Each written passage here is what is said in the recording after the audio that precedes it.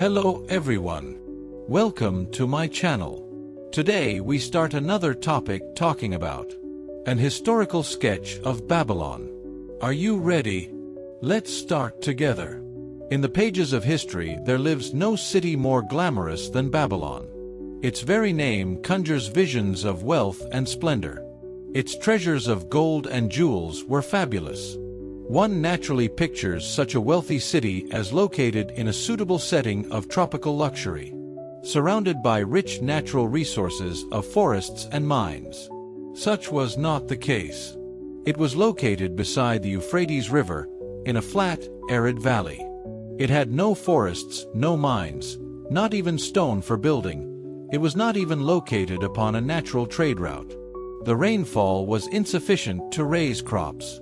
Babylon is an outstanding example of man's ability to achieve great objectives, using whatever means are at his disposal. All of the resources supporting this large city were man-developed. All of its riches were man-made. Babylon possessed just two natural resources, a fertile soil and water in the river. With one of the greatest engineering accomplishments of this or any other day, Babylonian engineers diverted the waters from the river by means of dams and immense irrigation canals. Far out across that arid valley went these canals to pour the life-giving waters over the fertile soil. This ranks among the first engineering feats known to history. Such abundant crops as were the reward of this irrigation system the world had never seen before. Fortunately, during its long existence, Babylon was ruled by successive lines of kings to whom conquest and plunder were but incidental. While it engaged in many wars, most of these were local or defensive against ambitious conquerors from other countries who coveted the fabulous treasures of Babylon. The outstanding rulers of Babylon live in history because of their wisdom, enterprise, and justice. Babylon produced no strutting monarchs who sought to conquer the known world that all nations might pay homage to their egotism. As a city, Babylon exists no more. When those energizing human forces that built and maintained the city for thousands of years were withdrawn, it soon became a deserted ruin. The site of the city is in Asia, about 600 miles east of the Suez Canal, just north of the Persian Gulf. The latitude is about 30 degrees above the equator, practically the same as that of Yuma, Arizona. It possessed a climate similar to that of this American city, hot and dry. Today, this valley of the Euphrates, once a populous irrigated farming district, is again a wind-swept arid waste. Scant grass and desert shrubs strive for existence against the wind-blown sands. Gone are the fertile fields, the mammoth cities, and the long caravans of rich merchandise. Nomadic bands of Arabs, securing a scant living by tending small herds, are the only inhabitants. Such it has been since about the beginning of the Christian era. Dotting this valley are earthen hills. For centuries, they were considered by travelers to be nothing else. The attention of archaeologists were finally attracted to them because of broken pieces of pottery and brick washed down by the occasional rainstorms. Expeditions, financed by European and American museums, were sent here to excavate and see what could be found. Picks and shovels soon proved these hills to be ancient cities. City graves, they might well be called. Babylon was one of these. Over it for something like 20 centuries, the winds had scattered the desert dust. Built originally of brick, all exposed walls had disintegrated and gone back to earth once more. Such is Babylon, the wealthy city, today. A heap of dirt, so long abandoned that no living person even knew its name until it was discovered by carefully removing the refuse of centuries from the streets and the fallen wreckage of its noble temples and palaces. Many scientists consider the civilization of Babylon and other cities in this valley to be the oldest of which there is a definite record. Positive dates have been proved reaching back 8,000 years. An interesting fact in this connection is the means used to determine these dates. Uncovered in the ruins of Babylon were descriptions of an eclipse of the sun. Modern astronomers readily computed the time when such an eclipse, visible in Babylon, occurred and thus established a known relationship between their calendar and our own. In this way, we have proved that 8,000 years ago, the Sumerites, who inhabited Babylonia, were living in walled cities. One can only conjecture for how many centuries previous such cities had existed. Their inhabitants were not mere barbarians living within protecting walls. They were an educated and enlightened people.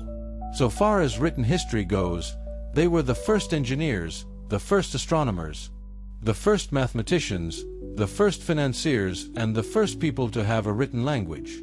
Mention has already been made of the irrigation systems which transformed the arid valley into an agricultural paradise.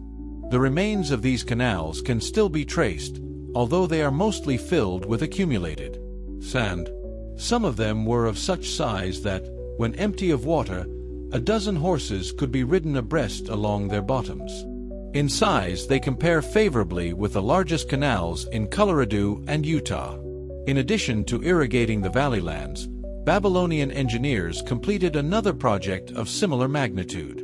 By means of an elaborate drainage system, they reclaimed an immense area of swampland at the mouths of the Euphrates and Tigris rivers and put this also under cultivation. Herodotus, the Greek traveler and historian, visited Babylon while it was in its prime and has given us the only known description by an outsider. His writings give a graphic description of the city and some of the unusual customs of its people. He mentions the remarkable fertility of the soil and the bountiful harvest of wheat and barley which they produced.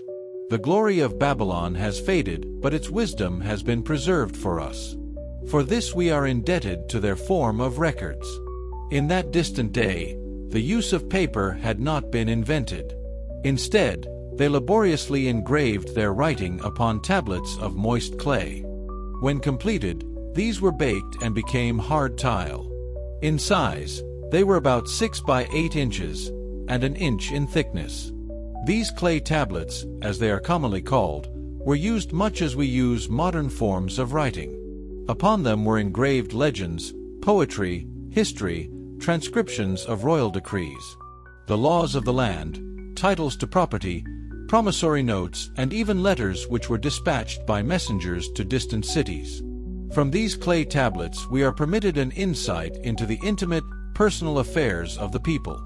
For example, one tablet, evidently from the records of a country storekeeper, relates that upon the given date a certain named customer brought in a cow and exchanged it for 7 sacks of wheat, 3 being delivered at the time and the other 4 to await the customer's pleasure. Safely buried in the wrecked cities, archaeologists have recovered entire libraries of these tablets, hundreds of thousands of them. One of the outstanding wonders of Babylon was the immense walls surrounding the city. The ancients ranked them with the Great Pyramid of Egypt as belonging to the 7 wonders of the world. Queen Semiramis is credited with having erected the first walls during the early history of the city. Modern excavators have been unable to find any trace of the original walls, nor is their exact height known.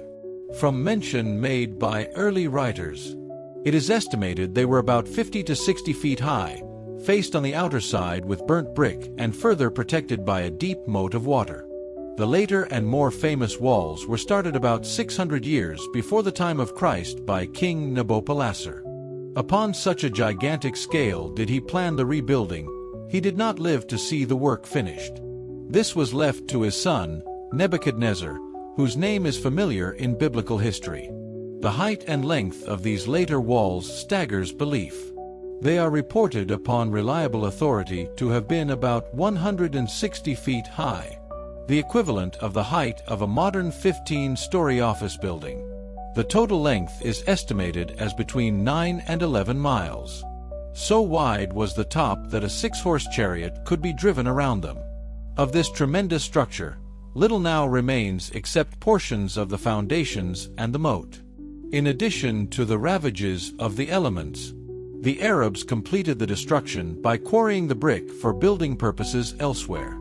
Against the walls of Babylon marched, in turn, the victorious armies of almost every conqueror of that age of wars of conquest. A host of kings laid siege to Babylon, but always in vain. Invading armies of that day were not to be considered lightly. Historians speak of such units as 10,000 horsemen, 25,000 chariots, 1,200 regiments of foot soldiers with 1,000 men to the regiment. Often 2 or 3 years of preparation would be required to assemble war materials and depots of food along the proposed line of march. The city of Babylon was organized much like a modern city. There were streets and shops. Peddlers offered their wares through residential districts. Priests officiated in magnificent temples. Within the city was an inner enclosure for the royal palaces. The walls about this were said to have been higher than those about the city. The Babylonians were skilled in the arts.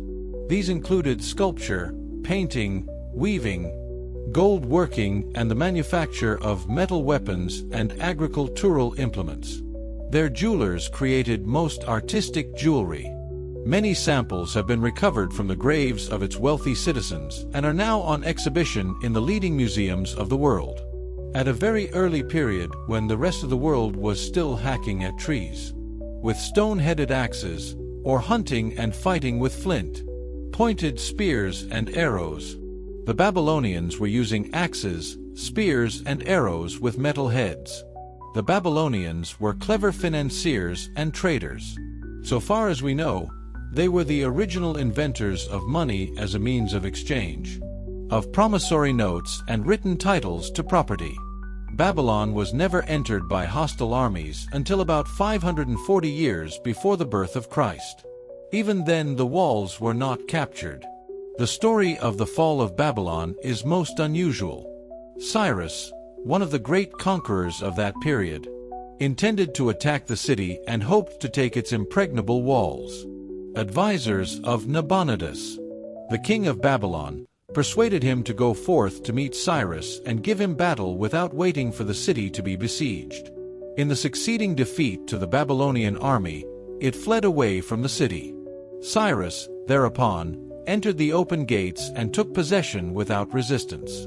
Thereafter the power and prestige of the city gradually waned until in the course of a few hundred years, it was eventually abandoned, deserted, left for the winds and storms to level once again to that desert earth from which its grandeur had originally been built.